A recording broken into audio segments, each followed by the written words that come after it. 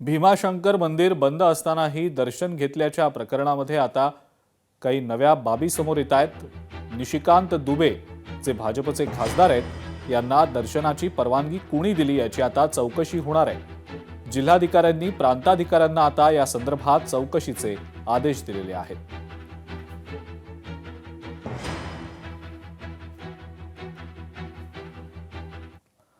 Atrocity कायद्यामध्ये बदल केला गेलेला नाही असं मंत्री संजय शिरसाट यांनी स्पष्ट केलेलं आहे।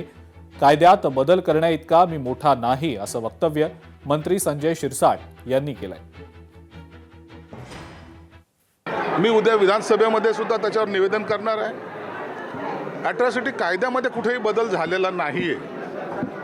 मी काल सभागृहात सुद्धा हेच बोललो की जेव्हा गुन्हा दाखल होतो त्या टायमाला आयो ज्याला तपास अधिकारी म्हणतात तो त्या गोष्टीचा तपास करून ताबडतोब गुन्हेगार जो असेल त्याच्यावर त्याला अटक करेल। आणि म्हणून त्याच्यासाठी मी काहीतरी कायद्यात बदल करायचा मला अधिकार तरी आहे का? आणि म्हणून हे जे गैरसमजुतीने किंवा लोकांकडे हे जे काही व्हायरल केलं जातं चुकीचे समज पसरवले जातात हे अत्यंत चुकीचे। युद्धामुळे शिक्षण कोलमडल्याचं आता दिसतंय। आखाती देशांमधल्या CBSE 12वीच्या परीक्षा रद्द करण्यात आलेल्या आहेत। युद्ध सुरू होण्यापूर्वी जे पेपर्स झाले त्यांचे गुण ग्राह्य धरले जातील असं देखील आता समजतंय। या संदर्भात स्पष्टता आता आलेली आहे। मध्य आशियातल्या युद्धजन्य परिस्थितीनं शैक्षणिक क्षेत्रालाही ग्रासल्याचं दिसतंय।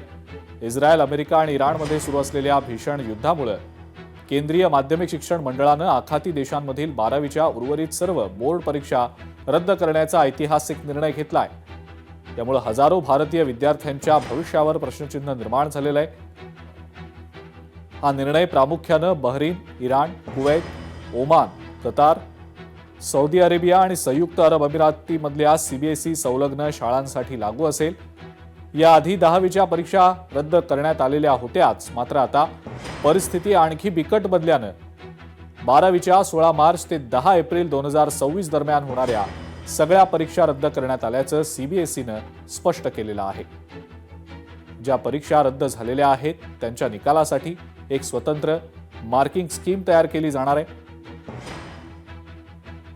जे पेपर्स युद्ध सुरू होण्यापूर्वी झालेत त्यांचे गुण ग्राह्य धरले जातील असं देखील सांगण्यात आलेलं आहे।